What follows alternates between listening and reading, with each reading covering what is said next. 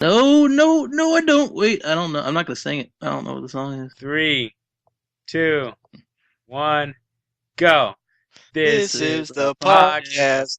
This This is is the the podcast. podcast. Let's Let's whip whip our our dicks dicks out out and and go go on an on adventure. adventure. Yeah. Yeah. Yeah. Yeah. Yeah. It's the Oh my official lagged out theme song. How'd you guys get me to do this again?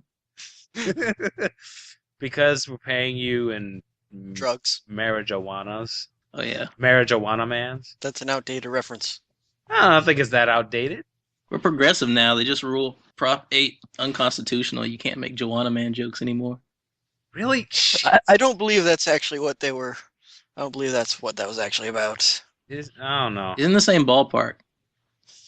I believe it because I don't know I anything. do like the idea of the Supreme Court dictating whether we can make Joanna Man jokes.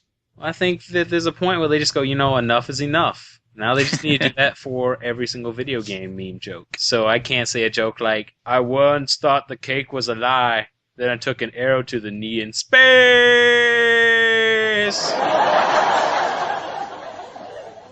That's outlawed now. Or that should be outlawed now. You should be. I should I should be I should be exiled from the country. You're an illegal person. You shouldn't have said that. But I agree. The video game jokes. It's kind of weird that as a whole, like video game culture is not. It's not like a video game culture So anymore. weird to think of it as a culture, though. Like, there's no movie culture. There's no That's book what I'm saying. Like culture. it's not.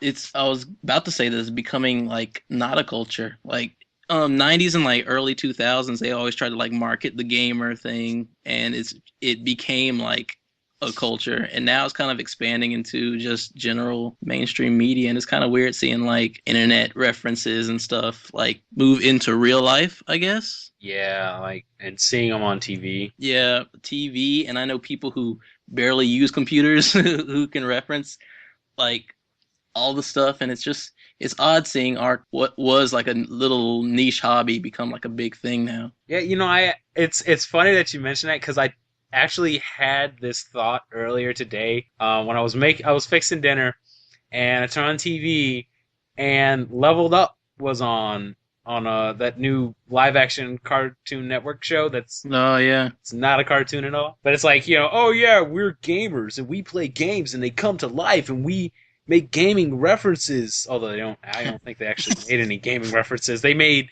generic, oh yeah, MMORPGs, everybody likes those. It's time to level up. It's the title show. But I was just thinking, I was just looking at it and just groaned, and then I thought, why do I even care? Why do we get so mad whenever gaming is portrayed in the media or in shows or in movies and shit like?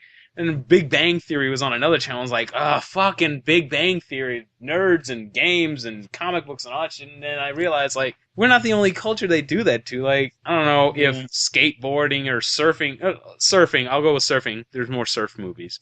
The surfing culture probably isn't at all or is not as much like it is in the movies. Like, I don't think those surfers in Point Break really are that poetic about surfing, are they? Well, I mean, like, the difference is, like, the surfer stereotype isn't that derogatory. Like, I guess there's the stoner part of it, but they're mostly just kind of hippie, spiritual people who are good at a sport, whereas our stereotypes are fat nerds in their basement. Gamers also like put a lot of money into games too. It's like I think if we went and paid $60 for every movie we saw, we would be the same way with movies, but we don't. It's just a bigger investment on gamers' parts. So, since there's such a high cost investment, you're saying there's more of a culture around Yeah. it because there's more personal involvement in the Yeah, it's like products you when you buy. look at the console wars, like if you compare that to the only thing that you can kind of compare it to is movies in the format wars. There was kind of a thing going on, but that's because also people were committing. When the more commitment that you require from people, the more they're Do, going to be attached to something. So do it's like, console wars still like really happen though? Sure, we're still in one now. Handheld I wars. think the only reason why it's dying down is because they've all come down in price. So a lot of people have, and because they've been out for so long, a lot of people have multiple ones by now. Like, I'm not talking about the actual companies competing. I mean, like, people on message boards Oh, arguing being about. a... I think it's still alive and will. It has died down a lot now, but it's still there. I still see people complain about other shit on V, other systems and things, but it has died down a lot, and maybe it's because people have come to accept what consoles are good, what consoles are bad, the things that each console has that makes them fun. Everybody just kind of generally accepts it now. Maybe it is the lowering price, but Yeah. yeah, it has died down a lot. But I expect it to come back in full force by 2013 or whenever they announce the next major consoles, because that's when shit's gonna get real. When people have to pick sides and then they have to pay a price of admission in order to pick sides, they're going to defend their sides and try and turn their sides into a big deal. That's kind of what gamers did. Want to throw another side? A lot of sides. A lot of sides. Sidecast. Serious sidecast. Because we just got right into this shit. It's like right off the bat, we're like, oh, let's whip our dicks out and go on an adventure. Yeah. So now, the stereotype of gamers in the media. This is very disturbing. I like the contrast of that, how we talk about whipping our dicks out, and then we're instantly talking about how it's so unfair, how they stereotype us as immature. And... If this was a video podcast, we'd probably have our dicks out as we were talking about this. No fondling them. They're just kind of out. Just flapping in the breeze. This is the Mine's same triangular. conversation. It's still going. I'm amazed. But that's what we do here. We go serious and we talk about dicks for a little while. And then we get serious again. I do not remember this in the first one. That's because you're high. On life. We're a clean podcast. We don't believe in The marijuana man. We believe those jokes are unconstitutional. The Marijuana Man cast. For some reason in my head, I have like a protest sign that says, "What does America wanna? More jokes about Joanna." I'm laughing more at Genki's reaction. Go to a rally with that sign. Please tell me this is not all part of the podcast. Yes, it is. Please tell me you're cutting out everything. No, I don't cut out this shit. I cut it down, but I don't cut it out. That's how I roll. All right, let's get serious again. What's everybody? For Jaleel's sakes, it's apparently we're getting too goofy and zany for him. What y'all been playing? Jared, Rocksmith update. Jared, go. Okay, so before when I said that they only had 5 lives in the practice mode, which was really stupid, Yes. it's 30 now. So that's good. Also, you can actually just select your difficulty, so you can put it all the way up, and if you hit it, it's in the song. That saves a lot of time. They also added a songs menu option after you complete a song, which saves a lot of time. Lots of things that it was really stupid for them to not have already had, but it makes the game a lot better. Pretty much every issue that I had with it is gone except for the... Oh no, they actually addressed that too. They put a lag... Yeah, I was going to say that was the only thing that was scaring me about the game because I heard about it. Yeah, they have a menu option now where you can adjust the lag to fix that. Like damn lag. Like damn lag. This is the Damn Lag podcast, by the way. If I didn't mention that before. Plugged. There's now an option in Rocksmith to fix our website. Rocksmith 2, officially endorsed by Damn Lag and lagged out the Damn Lag podcast for damnlag.com. I hope you all go to Damn Lag now and look at all the fresh posts that we've been putting up every day. Also, interesting thing is, today a Pearl Jam pack came out, including Jeremy, and it has fuck in it, completely uncensored. What? But isn't the game rated a T? Yes, Genki, it is. What? Yeah, so that's interesting. It's even like, because whenever you're playing, they have the lyrics going across the top of the screen. They even have fuck just written out on there. So I guess they don't give up. Fuck. Oh. So Jaleel, what you been playing? Final Fantasy 13-2, Electric Boogaloo. Is it better? Wait, no. Why am I asking you that? You love the first one. Wait, hey, no, that's not fair. That's not fair What's not fair? to use that against me. The fact that you enjoyed the first game. Yes, this is my moment, and I'm going to review Final Fantasy 13-2. All right, fine, go. Okay, I'm about 5 minutes into the game. Oh, so that means you're fully qualified to review it. No, really, I'm a few hours in. It's weird because it's basically Square's attempt to westernize a game franchise that they've made for a very long time. So you have a bunch of weird elements like dialogue trees, What? which would be really cool if they did them right, but they don't know how to do them. So it's like, we're going to pause the entire cutscene. That tends to be what happens when Japanese companies Yep. try and Americanize games. They just don't get the little details that matter. It's a lot of stuff like that. A lot of it is a great improvement over the stuff everyone complained about in the first. The places are almost too confusing to navigate because they're so non-linear, and that's kind of a problem for me so far. But the story, I think, is really unique. They changed all of that. They changed everything that people complained about, but they added a lot of weird, like, we're going to try and appeal to Americans kind of thing. Like, let's do DLC now. And let's have an Assassin's Creed unlockable character now. Wait, what? Yeah, you gotta back that up. I'm gonna look that up right now. He's either a character or he's a costume, but you can unlock the Assassin's Creed guy. Ezio or Altair? Yep. Ezio. Ezio Auditore de Firenze. But yeah, basically they're doing too much stuff to try and appeal to a wider audience, and it's just it's bogging the game down because it's actually a very well done improvement over the original. I heard time travel was involved. Yeah, but it works. Especially if you didn't like the original story to begin with. Wait, can you really go back and change the original game story? Because that's what I joked about when I first heard about it. Yeah, I don't know if you can. It's really confusing.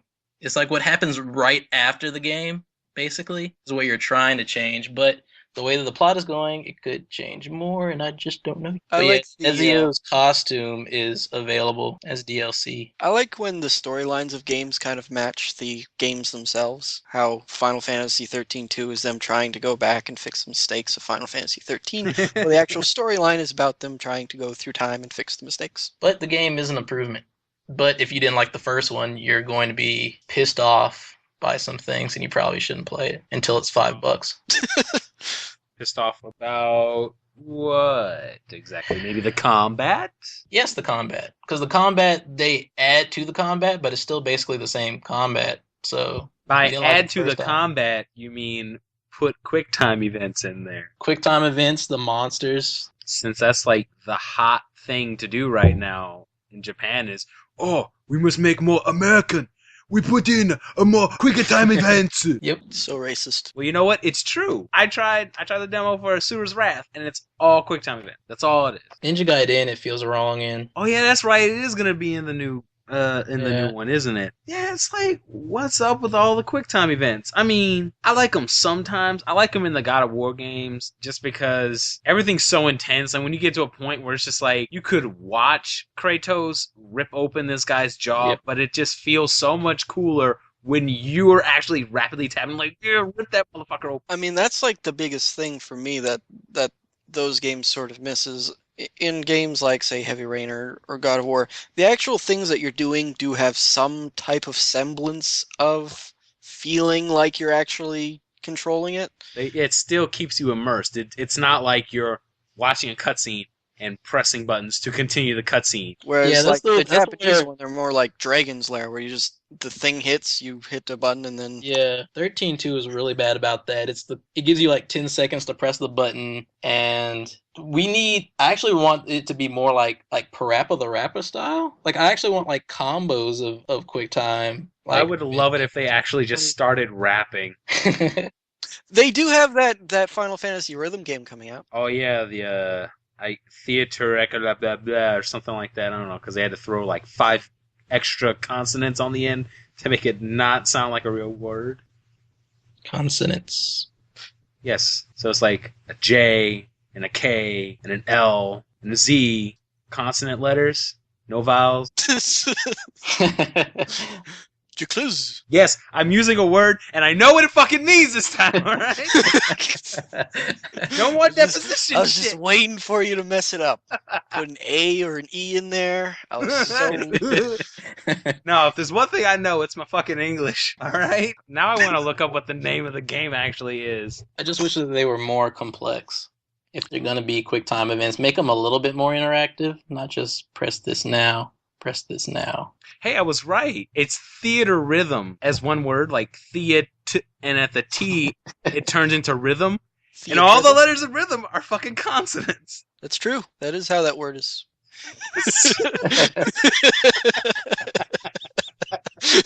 Thank you for that pat on the back, Jared. Thank you for that. You did it. So please continue. Final Fantasy 13-2. I fucking hated the combat in the first game. I tried the demo for the second one. How far did you get into the first game? That's very important. I got up to the point where I really didn't get anywhere in that fucking game. I got to the snow place. I got to the snowy place, and they leave Snow with was he staying there with Sarah or something? And the others go and wander off. Yeah, you can't even judge the combat based on that. Oh, I can, because it was so fucking boring I couldn't continue. I was just like, I'm not controlling shit. I'm just watching my character's health, and that's fucking it. Everyone who gets to Grand Pulse loves the game. Scientific fact. The combat in the game, actually, once it opens up, is pretty decent, but up until that point, you're just kind of hitting X. See, and that's why I could not get into the game. I could not stay with the game long enough to see it get better.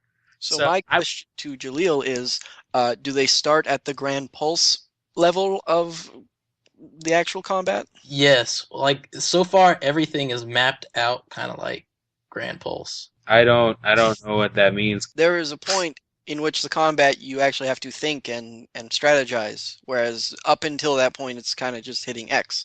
So if it starts out at the point where it is in around Grand Pulse, then the combat is actually probably pretty decent. If you're talking about the actual combat and not I was talking about the gameplay as a whole, but if you're talking about just the combat, I'd say it takes an hour or two. Like, that's what kind of that's better than 20. Yeah. It kind of pissed me off because I got in and I'm like, why are they trying to teach me how to play the combat in a sequel? But after that hour or two, you're switching paradigms and you're thinking pretty early on. So yeah, I'd say it's about that level from the beginning. I don't know. I didn't like it in the demo. I didn't even finish the battle that I did in the demo. And it was like I was fighting something, and it was cool and thematic. And then they were like, I had to do quick time events to do the final blow and stuff. Yeah. But it's just leading up to that, I was just, hitting X, and I was trying to see if, like, oh, okay, well, let's see if I can, throw in a little bit of this, a little bit of that, and then add some spice in this fight. And it just came to, like, there's nothing I can fucking do. Just fucking auto battle. Ooh. Once the different paradigms and the staggers and stuff get into it, it starts getting a little bit more complex. Right. It does that really early on this time around, but I just don't like the combat. But like I said, you haven't actually played anything. It's like if Chrono Trigger just had an attack button for the first 10 hours. But basically, to wrap it up, the game is better in every way, but it also adds really, like, boneheaded attempts at mainstreaming the game. Talk about the music. Like the music. Like, some of the music I think is actually kind of interesting. It kind of has a Kingdom Hearts vibe. Like, I was running around in an open area, because that's what they have now, is open areas. And, like, vocals started coming into the song that I was playing, and at first I was like, what? This is weird, but it worked. So there's a lot of the music that I think is really good. I think the battle music is good. But then I fought the boss, and I haven't played the demo, so I don't know like which boss that they had in the demo. But the heavy metal music started playing, and that was fine until the guy started singing. Yeah. There was like emo throat voice thing going on. Well, I mean, like, it wouldn't even be that bad if he could actually do it properly. No, it would be. Well, I mean, like, for you, it would probably, but, like, it's kind of like crappy new metal with a kid trying to imitate someone in a death metal band. Just really bad and out of place. And it's like, even if it was like a really great metal band, like Rock It Out, it would just be weird because I'm playing Final Fantasy, and it's That's why. true. Well, wait. That So would is that it trying? Is the song trying to be like Otherworld Otherworld? from Final Fantasy X? I think that's what it's called. Near the end, when you're doing like the final boss fight. Oh yeah, the Yeah. Like, no, no, that song's a classic. That's my favorite. That kind of had like a chant quality like to it though, so that's why it worked. But yeah. it's literally just a song playing while you're fighting this boss. It doesn't feel like it's going with the thing at all. It feels really out of place and really awkward. Plus, some of the actual things that they're singing about are really weird to have a metal song about, like riding a chocobo. Wait, is that the song? Yeah, it's like, come on, ride a chocobo. No, I know what song you're talking about. I'm saying, is that the song you're talking about that they play? No, there's another No, one it's that different. plays for the boss. It wasn't the I Chocobo was gonna song. say like that's a weird ass song for a fucking boss. Why would you do that for a boss fight? Unless it's a giant evil chocobo thing, I can understand that. That'd be funny. Exactly how it sounds just like that song though, and it's just like it's so weird because you're playing and there's no like indications that it's gonna happen. You're like just getting normal Final Fantasy music, and then all of a sudden you fight this boss and that crap. I don't know. A part of me wants to try it out, but the other part of me is like, I don't really want to spend the time it takes to try to get into another Final Fantasy game. I just want to go online, read the story, and be done with it. That's it. Wait on it. I hear it's pretty short, actually. Yeah, because there's going to be a third one. It's gonna be DLC. You think it's going to be DLC with the ending that it's got? Yep. Do you know what the ending is? Nope. I do know it says to be continued, but they've been talking about like continuing in DLC adventures. So But, like, finishing the story in DLC, that's shady as fuck. that's the Japanese unsuccessfully westernizing their games. You're right. Yeah, it's like they know that it's a thing that people do in Western games, but they never seem to understand why. Like why it is a good thing to have DLC, or why you would have QuickTime events. They only think about, I would just well, prefer it if they didn't try. Like I know a lot of people were complaining about Final Fantasy and they said, "Oh, the games haven't innovated and we have all these Western RPGs and they're so awesome and why can't Final Fantasy be more like them?"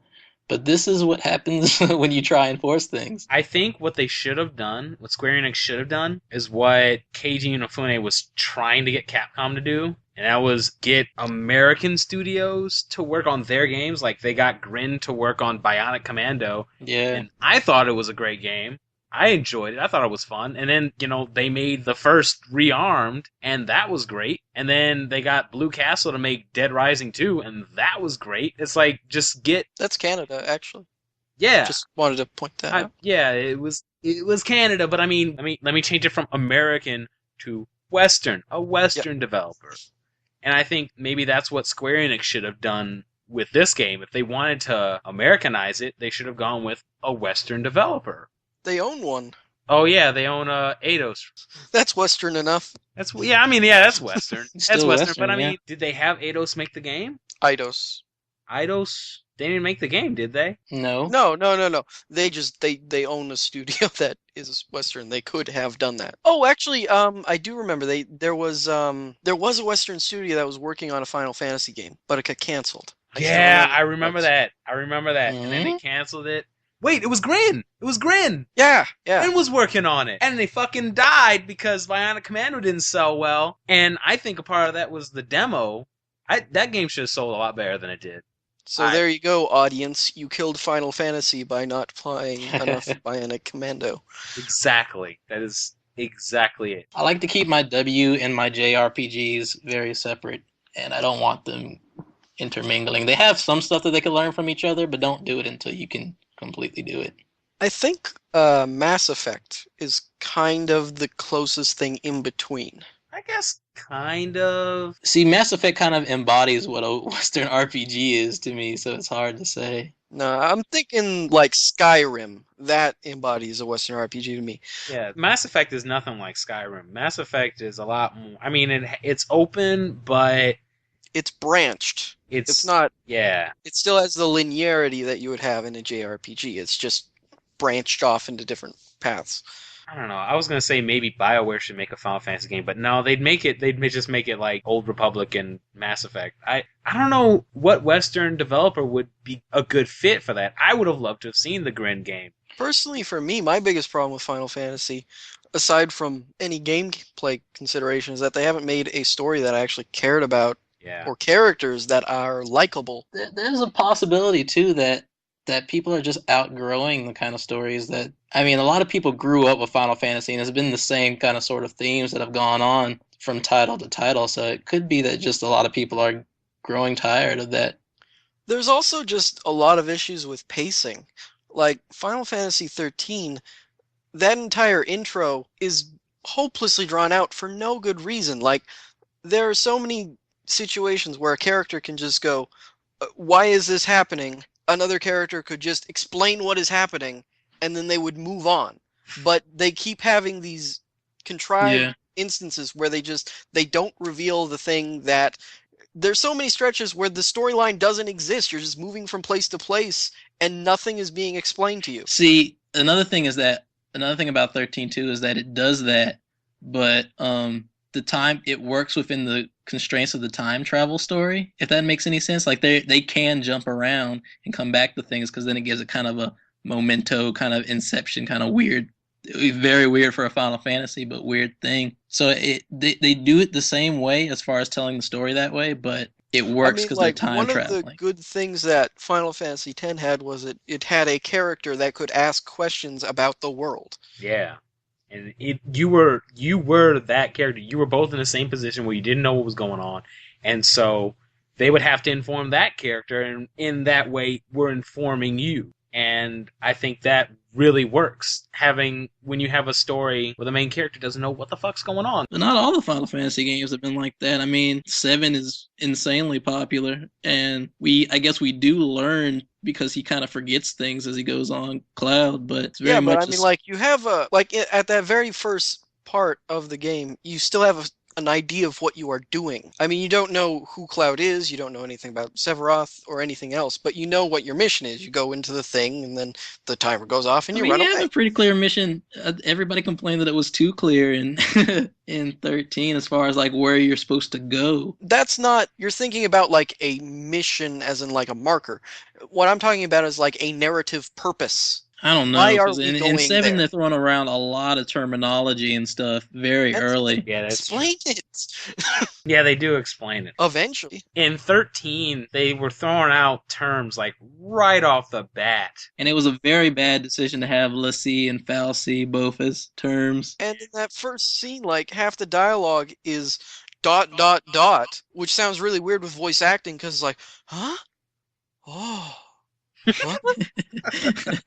I think Square Enix should try and get Sakaguchi back to write more Final Fantasy games because Lost Odyssey is great. It's a game that I have been completely enthralled with. I love the story, and then they add on to the story of giving you these extra little short stories that are like the main character's memories, and they're so well written. I will sit there and actually read them, and they're not just like text plainly put out there for you. It's like animated text, so it kind of animates along with the story that's being told or written, and so it really pulls you in and it draws you in, and you want to read all this stuff and you want to listen to all the dialogue, and you're invested. You get invested in these characters. They've got these personalities, and you enjoy it, and they're trying to figure out shit as you're trying to figure out shit because like they've all lost their memories and stuff, and they're like, well, wait, what the fuck's going on? Like, what the fuck is going on? That's storytelling. Exactly. I really hope that Sakaguchi doesn't stop making games because I really want to play the Last Story? I really want to play that. And I know he said a while back he had said that if it didn't do well, he was going to quit. And I think it did well in Japan. And I hope it does well in Europe. And I hope it makes it to America because I love the stories that he writes.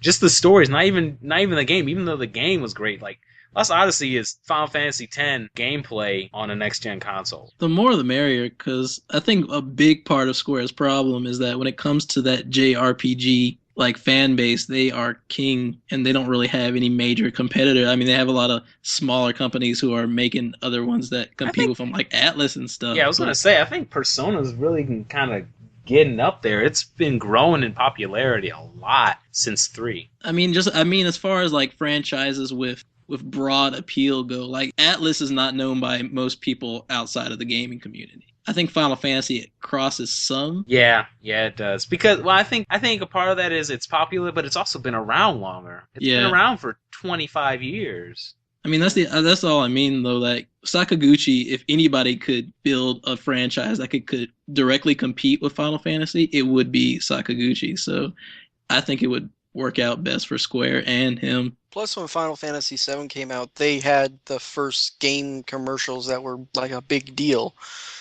and they pushed the PlayStation 1. So they were a very important series for pretty much all the PlayStation 1 era, most of the PlayStation 2 era. So They're also well known because of, the Spirits Within. I mean, that was a huge flop. It was a video game movie Yeah, that just it crippled them. So everybody knows that. Everyone they're remembers part of the lexicon. see, I just want them to go back to storylines that were unique and interesting, like Final Fantasy 3 and or 6, depending on how much of a dick you are about it, where, bad guy wins. Or Spoiler alert, motherfucker! I haven't played those games yet. It's 2012. I um, thought 13 Story was good, so I don't have anything to say. well, I mean, was there anything interesting about it? Yes. Like what? I can't just go through the whole story now. Well, I'd have to basically walk you guys through it because you Genki's played about 2 hours into the game, there, I see. or is there like You can talk about it. I read the whole story on Wikipedia. I know how it ends. I thought that the way that the characters' dynamics between each other were more interesting than most Final Fantasy games can do because with most Final Fantasy games, you only have like a relationship between everybody to the main character, and then everybody in between. It's kind of hard to establish. I don't really know how Yuna feels about Waka. With I don't care. with Final Fantasy, well, that's what I'm trying to say is that this character. That's what's appealing to me about 13 Story. Of that is that there was character depth like between the relationships. The Neil had a relationship with Saz. Saz had a thing with Hope. Like there's kind of they all had they're It like showed their camaraderie better. they interacted well with each other and more they were more of a party than realistically any of the other games to me. But then again, a lot of people the reason why that might not work for a lot of people like Jared is because a lot of people play Final Fantasy for the concept, for the world, for the environment more so than character development. They're trying to put themselves in the character, like you guys were just saying. Well, it's not so much that, it's that I very rarely find the new Final Fantasies have characters that interest me or are likable. Like literally, I do not like the characters in this game. I don't want to hear anything more about them because they're either whiny or just bizarre or Was just not Titus not relatable at all. whiny and bizarre?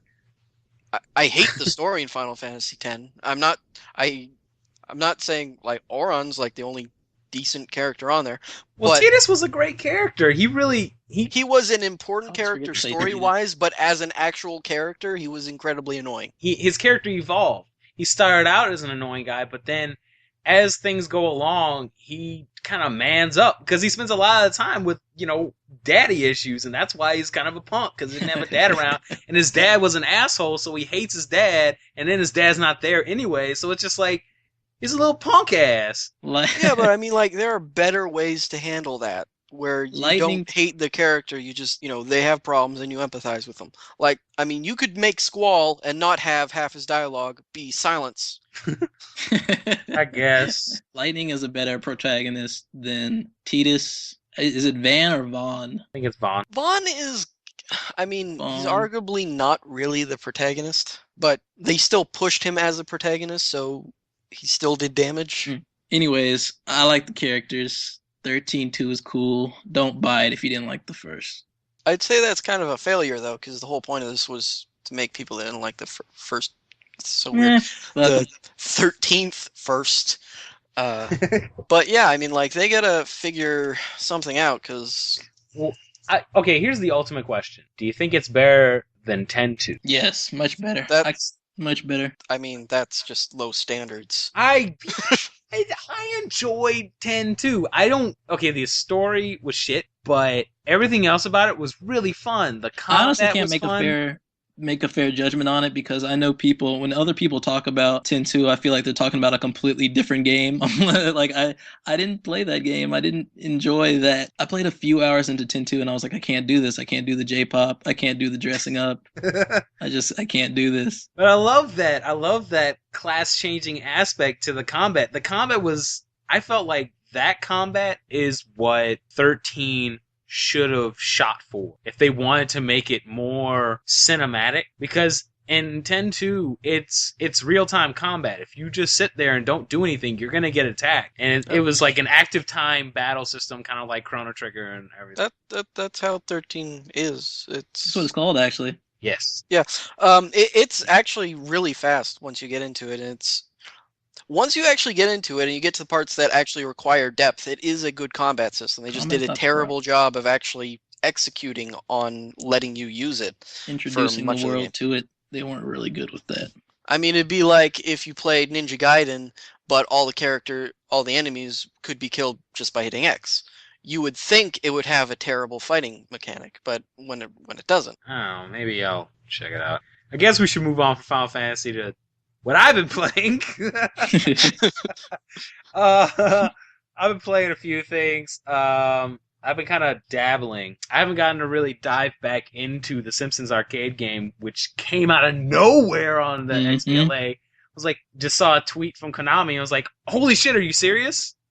Just like that. And so I haven't gotten a chance to really dive into it, but I am so happy that they've added like a quarters mode so that I can play the game and actually lose and have to start over, because that was one of the things I haven't liked about any of the other arcade games that they put out. I mean, the remake of Turtles in Time, that had a lot of problems, but one of the biggest problems was just that you never got a game over. And then I remember playing the X-Men arcade game with my girlfriend, and we finished that in like a sitting, and we're like, that's it? That was nothing. It's like $10. What? But this game, they're including that, and then they're adding a few other things like the Japanese ROM, which tweaks things up, and then there's a survival mode where you only get 1 credit and stuff like that, and I think that's cool, and I really want to play more of that. I just haven't had a chance to get into that.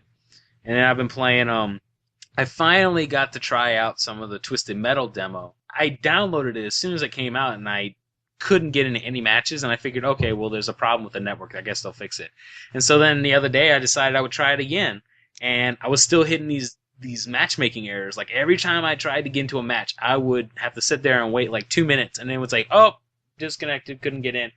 And then I just kept trying, and all of a sudden, boom, I got in, and I finally got to try the game out, and it's fun. I didn't play any deathmatch, but I played the nuke mode, which is interesting. It's not exactly, it's kind of a capture the flag thing, but it's got a twist. I don't know.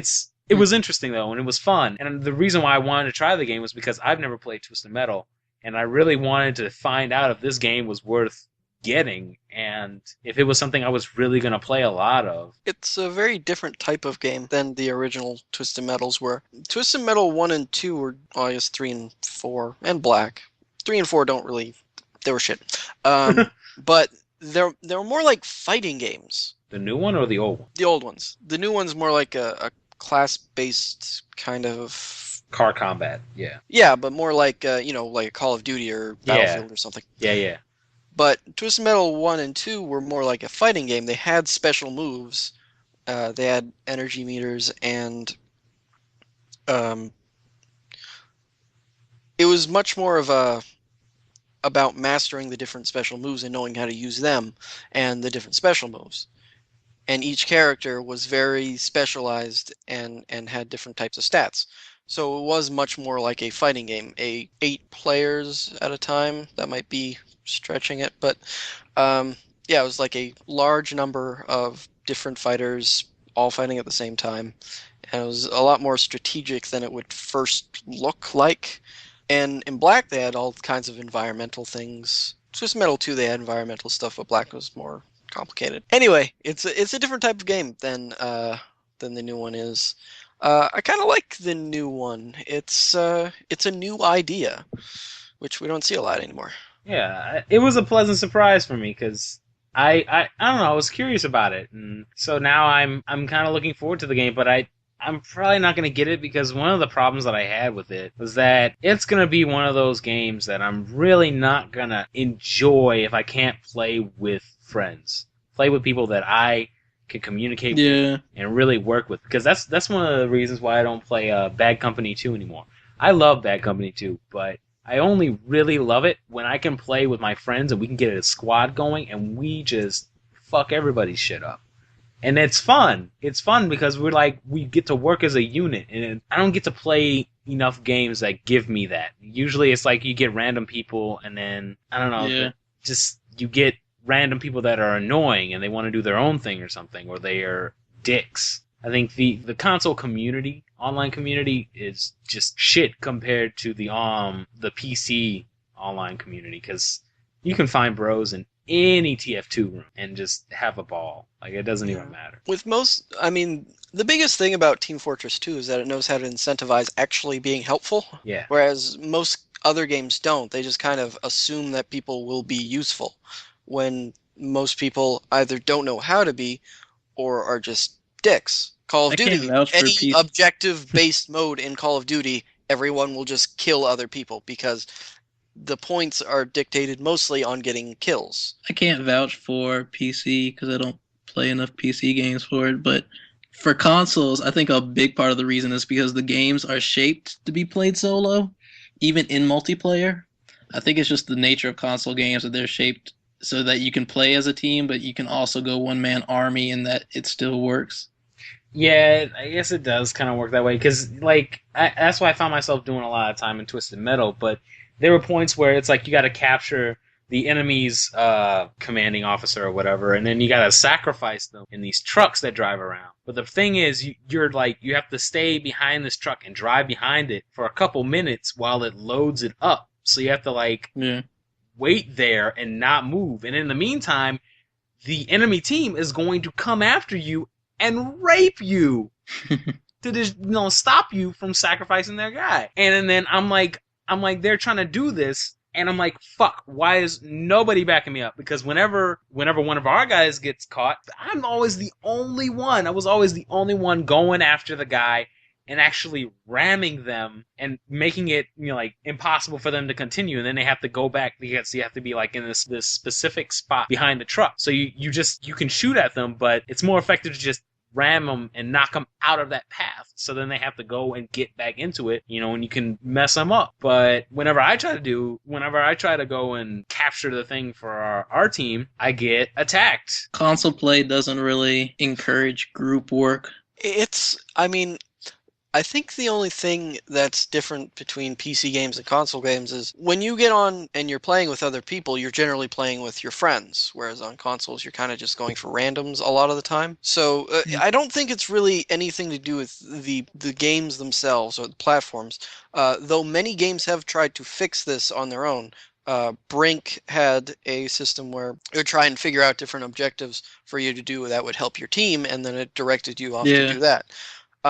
There's the squad leader type of thing, but then you have to rely on the squad leader not being a Army of dickhead. Two. Isn't that co-op? Yeah, I mean, as far as it's also like online co-op though. As far as just like encouraging group play through like game mechanics. Yeah. Oh, okay. Yeah, it kind of works in Army too, but that was still a shitty game. But the concept was really admirable in an age of no co-op games. I think that was at the beginning of the co-op burst that we have now, the multiplayer burst that's going on now. I think that was one of the first games to really push for it. Yeah. And then after that, you got, I think it was after Army of Two that Kane and Lynch came out, and then other games started to add co-op options, and then you had like Resident Evil 5 2-player co-op and that. And Army of Two was a pioneer. Splinter Cell was really the first game that had like co-op, not in a teamwork sense, like I'm going to flank right, you flank left, but like actually having to work together in order to do things. Two people yeah, having different roles. I I've heard so much about the earlier Splinter Cell games multiplayer, and I was so disappointed to find out that they changed it Yeah. in the newer ones because I really wanted to try it. That sounded really cool. Well, I mean, Splinter Cell had two different types of really interesting multiplayer. There was the co-op, where you had partners and you'd be lowering down the person actually controlling the rope while they aim upside down and kill guards or something. But they also had the multiplayer mode where one side was the mercenaries that was like a first-person shooter, and the other side was actually like spies, where they were climbing around and shit. Yeah. That's too complex for today's games. You need something that's go in, shoot somebody, and get out. I think that's what we need though, because like, and I heard it was like if you were talking to your teammates, they could hear you in the game. Like you can hear other people's mics if they're in proximity to you. Or you could also like hack into their communication line and hear them. See, all that sounds so cool and so fun. I want to play that so badly. But not just multiplayer though. Like I think of Hitman games and how you always had to set up a very elaborate like murder in order to make it look like you didn't do it, and you had to like constantly look at guards and stuff. And games just used to strive for like more complex problem solving than they do now. Well, they were more rigid. Hitman wasn't even really an action game; it was a puzzle game. Yeah, and I mean that's neat its own way, but I actually like the direction that the new Hitman is taking. It's more freeform, but it's still, I don't know. I mean I obviously haven't played it, but it looks interesting. It's just, I feel like games are just dumbed down because that's what sells is the Call of Duties. Where it's just very twitch and reflexive. I mean, in between that, I mean, there's a difference between just dumbing down and streamlining. You can have a complex thing, but still just help the person figure it out. Like, there's a difference, to kind of make an analogy to say as a storyline, there's a difference between having a complex story and having a convoluted story, or a story that is poorly paced. Well, streamlining has to do with, like, how something is being expressed, like how the story is being expressed, how you want the user to interact when it comes to streamlining, like the interface and everything. But when I mean dumbing it down, like take LA Noire, very great system for you got the faces going for like trying to figure out what the witness is thinking and everything and who did it in the case. But all the cases really boil down to simple rock, paper, scissors games. Like you have a really awesome foundation. People still didn't understand that. People still complained about lie, doubt, and truth. They couldn't figure that shit out. So that's what I'm saying. Easy. Like that's truth if you know that they're telling the truth. Lie if you can prove that they're lying, and doubt if you can't prove it, but their face thing is exactly. That's the problem. Is that we can't have. That's a great system to make a really awesome, like deep mystery game, but instead every case in LA Noire, doesn't matter like what you pick, at the end is going to come down to you chasing a guy who's running away from the police. So you don't have to really actually solve anything, and it's a disappointment. Yeah, that is a disappointment. I really wanted to play it because I was intrigued by the whole read their faces for everything kind of thing, because like they touched on that in the last Ace Attorney game, and I thought that was an interesting concept. Even though the game itself was not as good as the others, it was still an interesting concept that you had to look for some kind of tick that the person had when they were lying and exploit that. And I like the idea of having that in a game where it's even more subtle and you have to really pay attention. It's not that subtle. It's not that subtle? No. I mean, you can see they were specifically told to act like they were lying. It's not, I mean, as you get on with, further cases, it gets a little more subtle, but everything is exaggerated to make sure that you can figure it out. You're still doing some figuring out, though. Still, yeah. I just want to feel like a detective, and so I'm kind of disappointed to hear that each case is going to boil down to, oh, hey, he's getting away, go! That's the thing, it always bothers me when I'm really actually invested into, because the story is very well written, everything is very well acted out and everything, so I'll get really into a case. I'm trying to figure out who did it. There's one part that isn't well written. There's like a giant gaping plot hole. I probably haven't gotten there yet, so don't tell me. I want to talk about this. Stupid. But it's like, I'll get really invested into a case, and I'm trying to figure it out, and I'm like, okay, let me go to my next witness. All of a sudden, as soon as I go to my next witness's house, they're just running away from me because they obviously did it. And that's how it all boils down to. And they have such a great foundation and they don't take it to its full potential. Rockstar does that a lot, but it's like, it's most evident in LA Noire to me. Well, that wasn't really Rockstar, it was Team Bondi. Yeah. Yeah, and I mean, it's kind of weird to ask for more considering what when you find out what was actually happening in that company. Well, I think that since Rockstar owns it, they can easily make a better one. I mean, like, look at what they did with the Red Dead Yeah. series. Revolver was a trashed Capcom game, and then Redemption is just Grand Theft Auto in the West. That's, Yeah. I mean, like, that's not even, it's way more than that. Well, I mean, I'm just summarizing it based on the way it looks. It's a lot more than that, obviously, but just looking at what they were able to take and what they molded it into, because Redemption's a huge ass game. Just looking at it, I can see that's a big game right there, and I think they could do that with L.A. Noire. They could easily take the gameplay of L.A. Noire and make it into something more, or at least expand it beyond what it is now, and I don't know, maybe they won't change it enough the next time, but I think that since they own it, they would do a lot better than whatever the hell that Bondi went. I think there's a market for games that take a little bit more brain power, but developers don't seem to know that yet. Well, I'm sure they know it. It's just, I mean, for one, that's going to be a smaller market, and for two, there's a lot of just figuring out where that line is. But I mean, I guess I'm not saying that there's a market. I think that the general public has a higher threshold for that than they're giving credit for, but I could be wrong about that. I've heard some things about focus testing and just my own experience dealing with other people. Most people are really fucking stupid. And it's true. Yes, they are. But I mean, like, even just us as people that play a lot of games, there's a lot of things that we take for granted. Like, just the using two sticks at the same time. That just is beyond some people. And we don't even think of it as a thing that's hard to do, but if you give it to, just the average person who hasn't ever played a game before, moving and aiming with a stick is really hard for them to figure out. Well, with that in mind, there should be like a bare minimum standard to the competency of somebody who plays a game.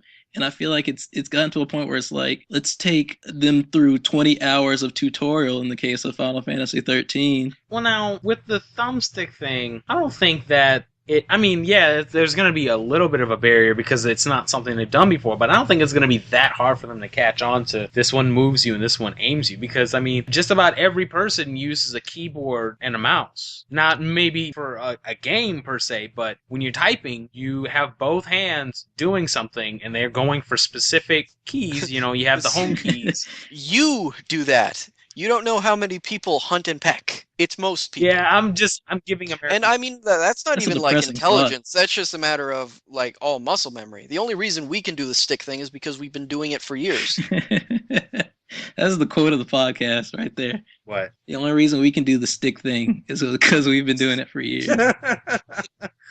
Make that the title, please. Plus, I mean, like, there's just so many little bits of language that we take for granted. Like, red barrel explodes.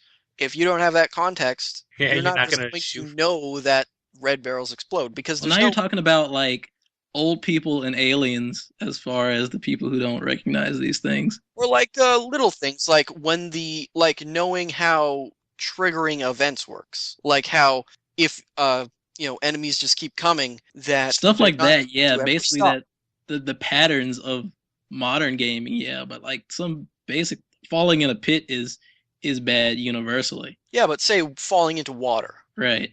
Yeah, that's spread out now, but there's all kinds of little things like a game like Super Meat Boy.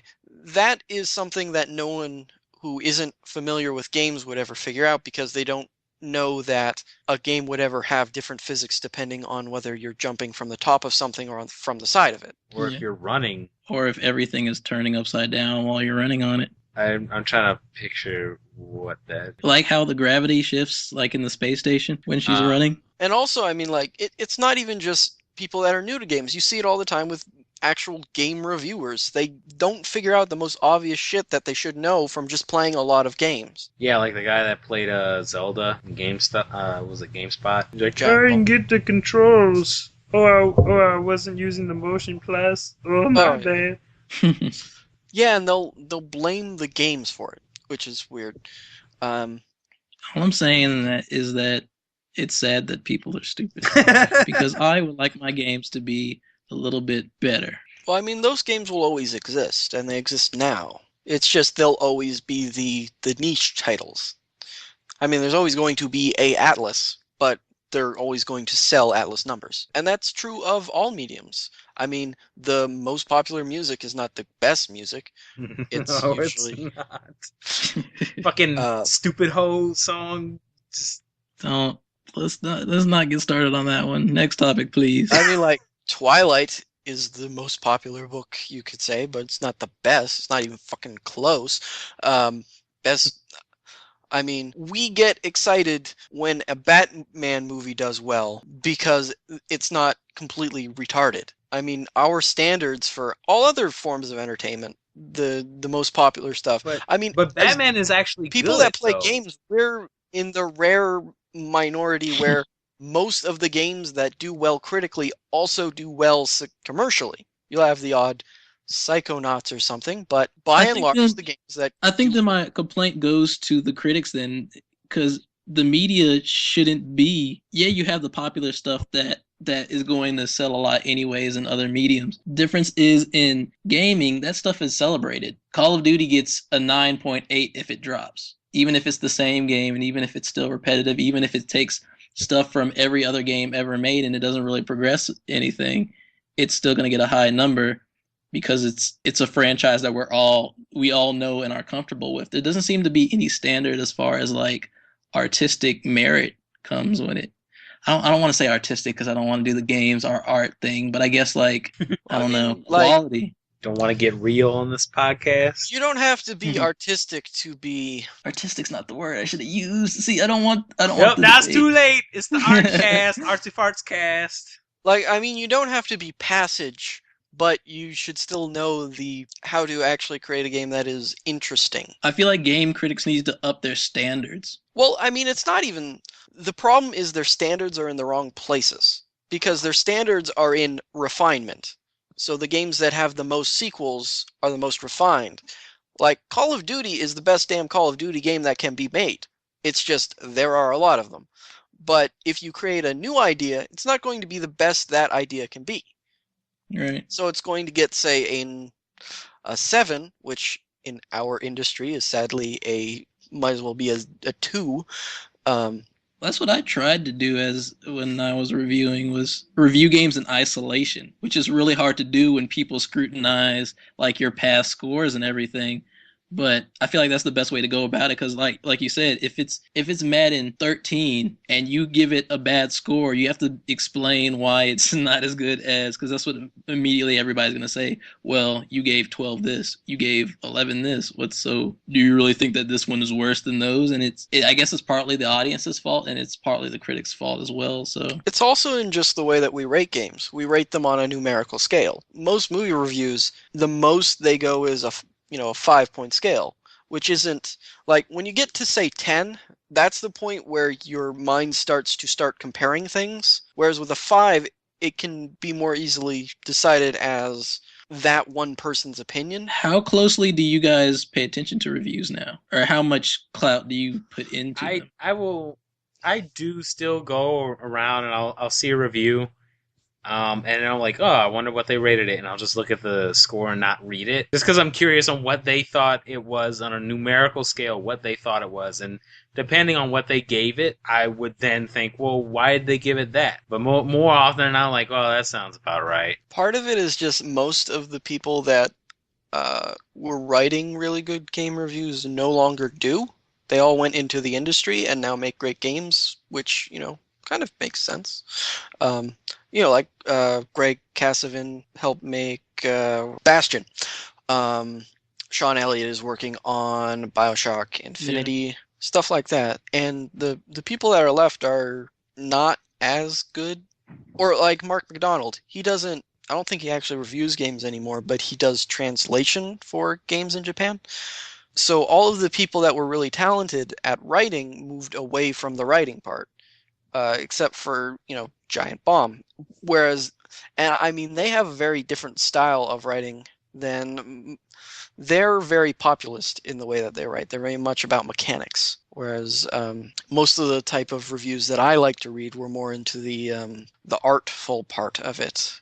to, I mean, I know you're trying to avoid that word, but I mean, I personally think that game reviews fell off when I stopped. I think that was the death of the reviewing format. Like, I was the last really good critic out there, and once I stopped writing, it was over. mhm. Well, you know what? I personally think that we need more websites that report the important shit like Kotaku does. Before you go off on that, there are a few websites that actually do more thoughtful reviews, like what's it called Killscreen. They're a little hit or miss, but they do have very unique reviews. And What about damnlag.coms? Yeah, those are the most unique out of all of the other websites in the history of the world. well, I mean, Just wondering. they already know about our site, so Obviously, They- if they're listening to our podcast. they don't need to be told that twice. They already know. There's But I mean, it reviews. wouldn't hurt to tell them. If you want a second opinion, though, I'm saying, From a guy that works for Damn. You never know. Somebody might just be subscribed to the YouTube. no, nobody's subscribed to that. No, there's a few subscribers for the YouTube. There's a few.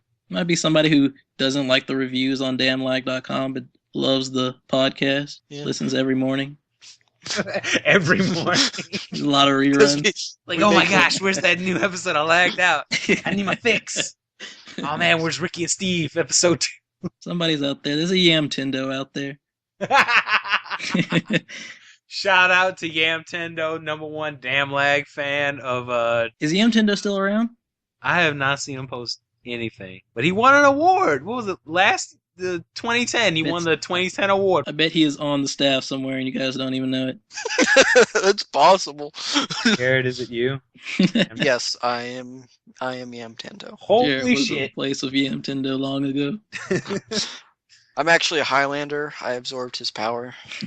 Oh my gosh, this podcast is gotta wrap it up, and there's so much stuff. Marathon cast. Marathon cast. We're going 24-hour podcast. But it's all good. It's got substance. It's good stuff. Non-stop. We're gonna talk about video games. We're gonna talk about everything. Just like Kotaku does. I'm going back to that. Redo Because I that just- segue. I need to bitch it out. No, I'm sorry. I want to give out a shout out to Kotaku for reporting on the stuff that really matters. I really wanted to know about that guy that was playing video games, and then after he finished playing video games, he went over to someone's house, and then they pinched his dick with a pair of pliers. I'm really glad I found out about that, because that's what I want to find out on my websites about video games and video game related culture. Was that an actual article? That was an actual article, and it was. This is the I thought you were title. making that up on the spot. I have it pulled up. It says, "Report: Video gaming interrupted by sadistic sisters. Cruelty ensues." Now, that sounds kind of interesting, right? You think like, shit, how did these sadistic sisters interrupt this dude's video gaming and fuck him up? What did video games have to do with this shit? Because I Did mean, they pull it's the got to power have cord? something to do with video games for it to be on this website, right? Here's the first 2 sentences, and that's it. And then the rest of it goes off and something's like, it started out as any other fall afternoon. High school student Joseph was in his room playing video games when he got a call from Amanda Johnson, 17, to come over to her house. And after that, it's about how he went over to their house and they wanted him to have sex with someone, and he said no, and so then they got out some pliers and started sexually assaulting him. Wait, how they're minors? How are they even reporting their names? I don't know. Oh, Kotaku.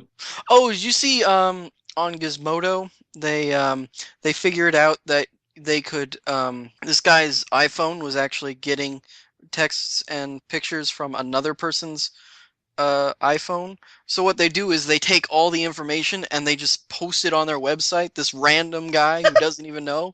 Oh, that sucks so much. It's terrible. But I mean, that's at least funny. I don't.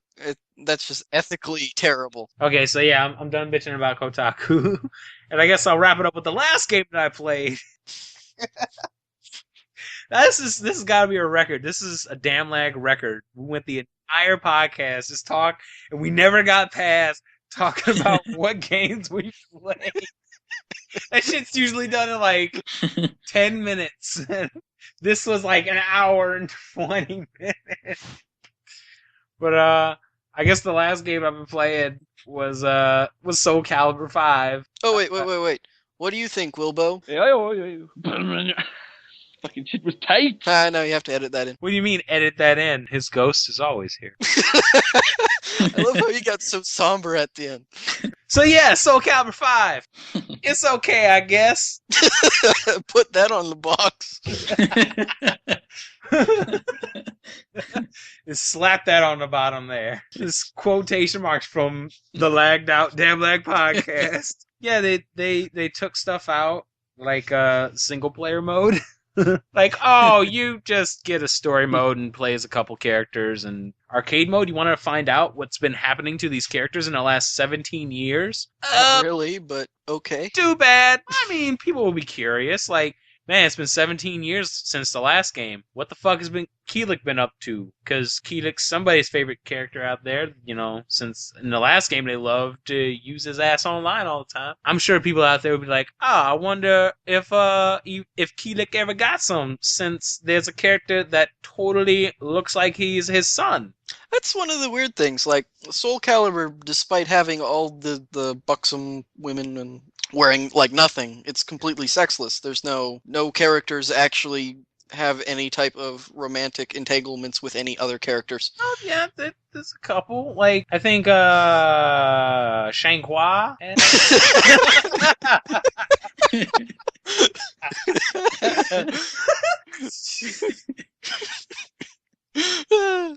Shanghua and Keelik had something. I think that's what I heard. I don't know the relationship, but Tabloids, rumors only. But I mean, at least it would give me a reason to play through arcade mode, other than, oh, you might randomly run into some of the characters that you can unlock that you can't unlock any other way. I understand the roster changes. They changed up the roster, I think, partially to freshen it up, but like, I don't know, some of it doesn't make sense because there are two Keeliks in this game, and the new one is annoying as fuck. Like, I kind of liked his moveset. It's a little different from Keelik's, but he's so annoying as a character. He's just like, oh man, I'm really hungry. And his voice, I shit you not, it sounds as bad as I just did that. Just randomly comes in and talks about being hungry. That's how it is. And then after the match, he's like, man, I could really go for some dumplings.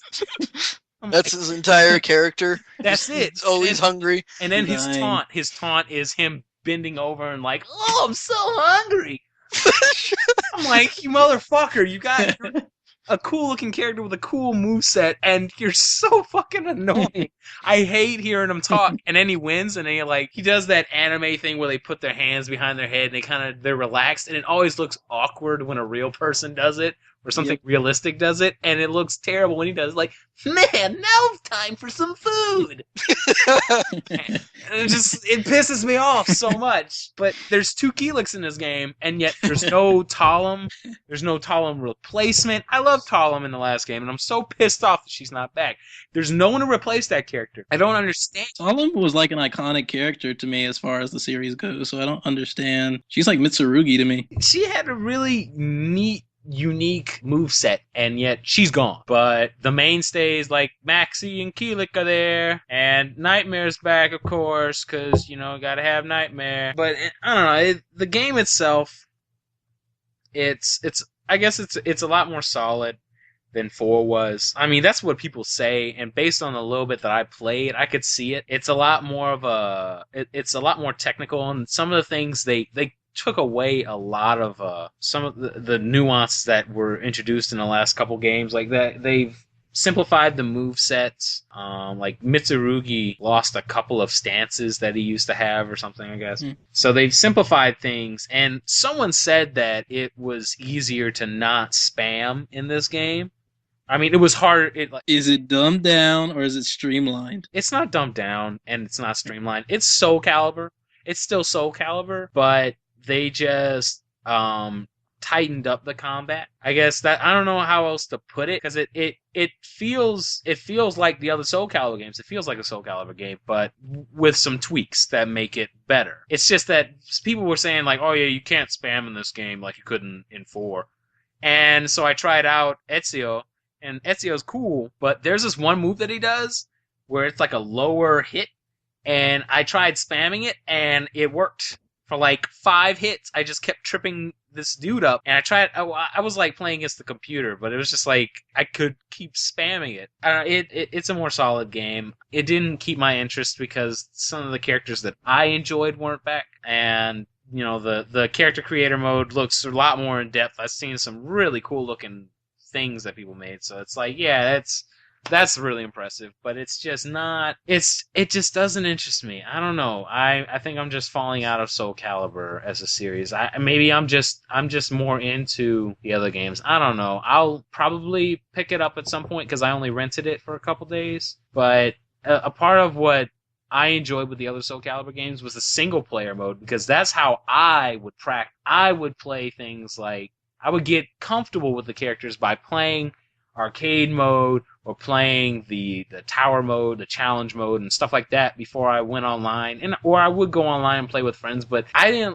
don't like going into training mode. I mean, that I like to be in the heat of combat and learn how to use my character instead of having a character just kind of standing there. I always felt like single player was a big deal to Soul Calibur, so it's very disappointing to hear, especially because like Threes was awesome. Was it? Because I never played 3, so I don't. 3 had like the RTS RPG kind of single player going on, and that's actually really cool because especially before online multiplayer was like possible, that's where the mileage came out of the game. So it's disappointing to hear that they're scaling back. I mentioned this complaint to some people on V, and they responded to me saying that, yeah, well, they took that stuff out because, they're trying to weed out the scrubs like you, leave and never come back.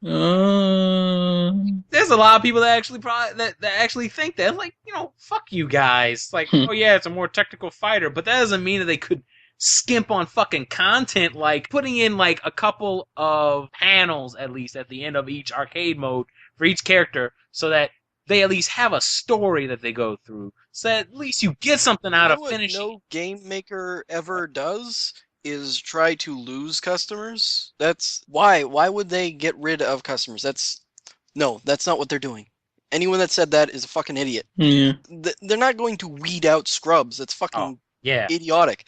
They want everyone to play it. Exactly. I want to play multiplayer, but I also want to get mileage out of single player. There's no reason why it should be taken away, but they took it away in that game. So that was a disappointment, and it makes me. It's one of the things that makes me really not care about trying to get into the game more, just because I don't feel like there's much in it for me. I don't have incentive to do anything but play. Fighting game community. You done made Genki mad.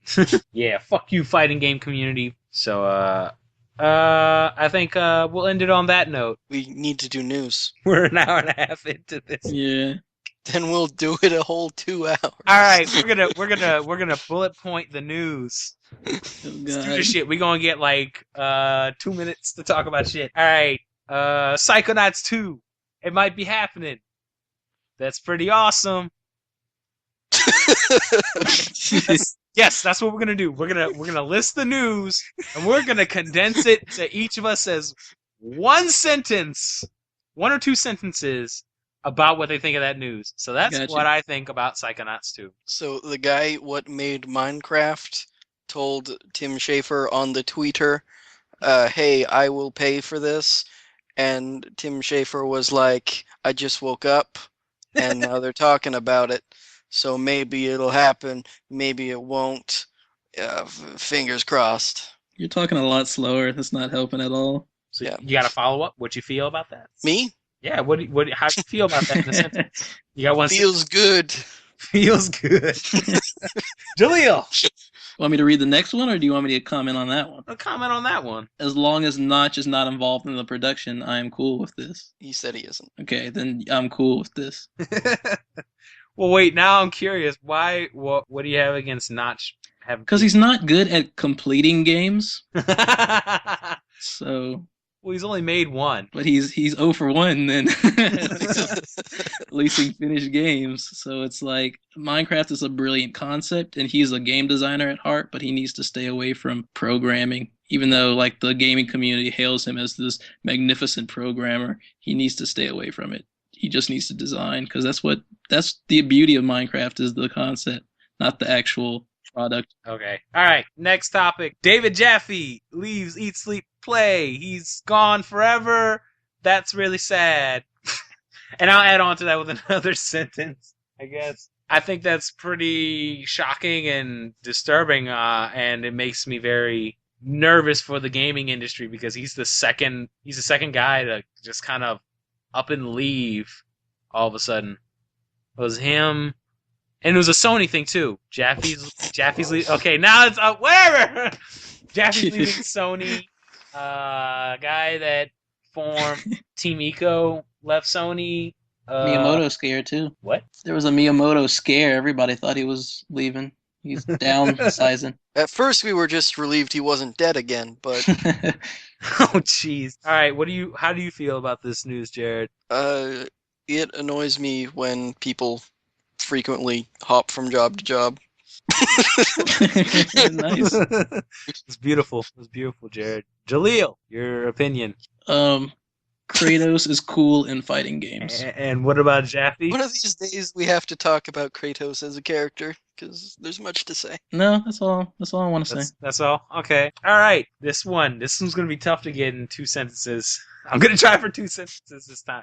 All right. This news is that the PSP on, the transfer of PSP games to the Vita, it's not happening for the US and I'm guessing just the western part of the world. It's just for Japan, I guess. And all I can really say about that, I kind of feel like I should look at my tweet because I had it really well in my tweet. Sony says they won't let Americans get their PSP games on Vita at a discounted price. Way to be massive dicks, Sony. I mean, it's like they don't want Vita to succeed or something. It's sucking hard in Japan, and now Americans have less incentive to get one. More than 2 sentences. Yeah, way more. I was about to Well, say. if I don't include the first part, it was 3 sentences. How'd you fit all that in 140 characters? Well, it was 2 tweets. Oh. Not even just, The first sentence was my summarizing the news. But yeah, that's how I feel about that. So, Jared, how do you feel about that? I concur. Jaleel! Good thing I never bought UMDs. Womp womp. I feel like I should throw that sound effect in now. I think I'm going to do that. I'm going to do that for that. Has anyone done a dubstep remix of that? Don't say that. Now someone's gonna do it. Exactly. Great. Someone do that. Send it to us. It'll be our new intro. No. Yes! I'm never coming back on the show again. That's it. Bum, bum, bum, bum. That sealed it. All right. What else? Sony is hurting for certain. They just released. That's how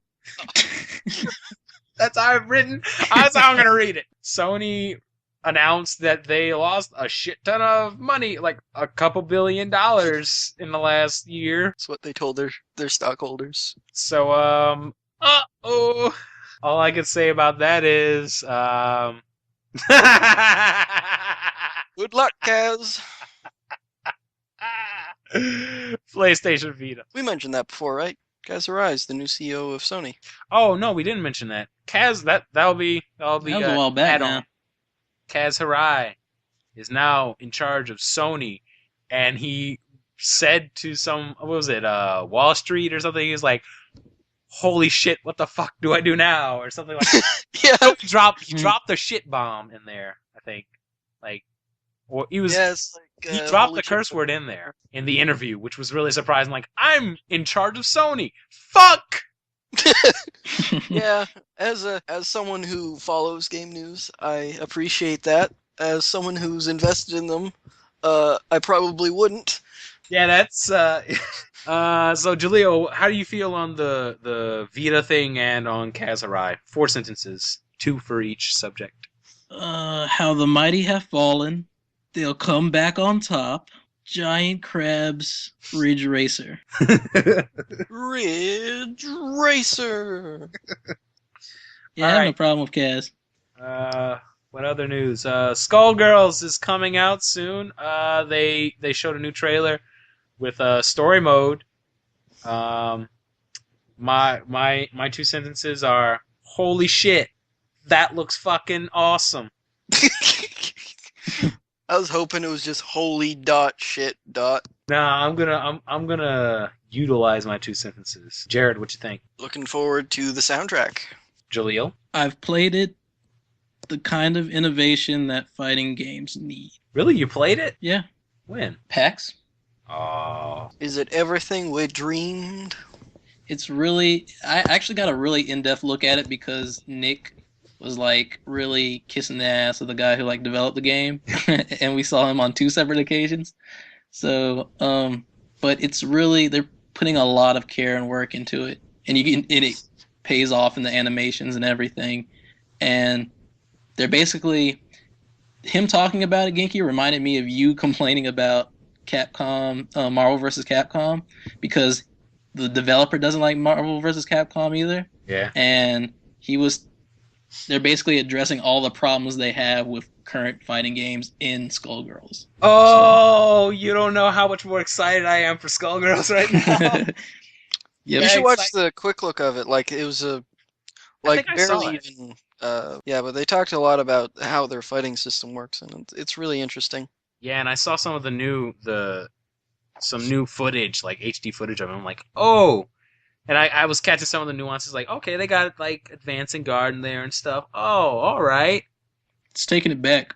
It's I'm kind of an anti-modern fighting game. Yes, I can't fucking wait. It needs to come out alright. And I'm glad that it's finally looking complete because for the longest time I just saw beta videos of it and I was just like, it just looks so unfinished. But it's finally looking complete now. And the backgrounds look great, the UI looks great. All hand drawn. And Konami finally is publishing a HD 2D game. Hey, there you go. That isn't an MMORPG in disguise. That was a lot more than 2 sentences. Yep. It deserved it. Super Bowl commercials. You can list your favorite Super Bowl commercials. My favorite Super Bowl commercial was the Avengers trailer because Fuck you. That was what I was going to say. That's what we were all gonna say because it's the only one that wasn't shitty. that is exactly it. Everything else was shitty. Yep. The Star Wars, the Volkswagen fucking commercial was ad with fucking Motley Crue and the Doritos commercial with the goddamn baby. Oh yeah, that was. I hated that. I really Yeah. didn't like that. And to find out that that's the most popular one, like that everyone likes, is just It's frustrating. always something like dog hits shovel into the crotch. And that's America's most loved commercial of the year. It's always something really dumb. Goes back to my prior point of most people being really stupid. But, all right, I'm gonna let's summarize Super Bowl in 1 sentence. 1 sentence for We me. have a Hulk. Jared, It's a Super Bowl. Great job, Jared. Thanks. and for me, it's fuck yeah, Puppy Bowl. I don't watch that Super Bowl bullshit. That was That was at a least run on. That 2 was very bad. It's a run-on sentence, but it was still 1 sentence. I could put a semicolon in there and it could probably work. Puppy Bowl for life. There. Put a semi in your colon. Please don't. Why? So I think that's all the news. That's all the big news, isn't it? Oh yeah. There's more footage of the Pokemon fighting game that I really. Let me sum it up. My 2 sentences. Damn, this game looks really fucking good. I wish it had online. What's going to happen is Nintendo's going to discover it, shut it down, and then we'll get a game like that 10 years from now. It might be good if it was made by Capcom. No, it wouldn't. Let me add on to that. Let me add on to that because I realized what I said. Download every Pokemon. If Yoshinori Ono is in charge, then it'll be a good game. If there's no oh no, I go oh no. That's End it now. that's it. That's your sentence. I'm cutting you off. God. Cutting you off. All right, so this is going on Oh, an God. hour and 50 minutes. That hurt. I gotta go. I'm saying it's an hour and 50 minutes, and I'm probably going to try and manage to cut it down to an hour and a half. Hopefully. You gotta do more than that. There's a lot of crap in there. No, I'm keeping that shit in about it's out. That's staying in. All 15 minutes about penises. He ain't Jewish, he ain't chopping no penises. Well, I mean, I think this episode ran longer than our usual stuff, but it was also a very good episode. It was a very deep episode. We really got into that shit. We really Whatever you say. fancy. This is a Final Fantasy cast. Is this like the part of Jerry Springer where we talk about what happened on the episode and what we learned? Yes. What did you learn today, Jared? Nothing. Well, that's good to know. Jaleel, what did you learn today? I should stop coming high to the podcast. You should come higher to the podcast. That is the plan. Just keep kicking it up until it works. Next time it's going to be ecstasy. Nah, acid, ketamine, Propofol, dopamine. other words I know from House. Lupus. Yeah. Get high on lupus. It'll be rabies next time. That one's going to be a fun podcast. Well, what I learned on today's podcast was that the Final Fantasy 3DS game is called Theater Rhythm. That's what I learned today. What did you learn today, listeners? Email us or post. Don't. That was a Dora the Explorer moment. Or don't. We don't give a fuck. Swipe or no swipe. Post in the comments in some place, or you should go to the super fantastic Damn Lag forums, because we have them. I think. Pretty sure they're there. We don't post there. Checked a month ago, It's so cold here. and they So were still lonely. there. So, yeah. See you all next week. Hopefully, we will be able to condense it into less than 2 hours. 5-hour podcast next time. Shit, we don't have a name! Fuck! Shit, we don't have a name. Fuck cast. Cast. No, we can't do that because apparently Dildo Cast was pushing it overboard. Well, it's just my favorite Newfoundland town. I don't know. I'm probably gonna cut out this bit about figuring out the name. I don't know. Maybe I will. Fuck Maybe. cares anymore. You keep this one intact and I'm shocked. I truly do not give a fuck anymore. Editor's note. I don't give a fuck. Off the rails cast. You got a lot of chopping to do. That's all I gotta say. Well, kick punch. It's all in the mind. If you're gonna catch me, I'll show you fine. I don't think that's how it goes. I don't I like think when that's we how run you it. go. You gotta believe. Gotta believe. I think we'll end it on that note. Everybody, the message I hope you come away with on this episode is you gotta believe what you're gonna do when it comes. I gotta receive what you're gonna do when it runs. I gotta believe what you're gonna do when it comes. I gotta receive. You're gonna do what? You're gonna do what? I gotta believe. Yo, everybody, just check out the way I live, everybody.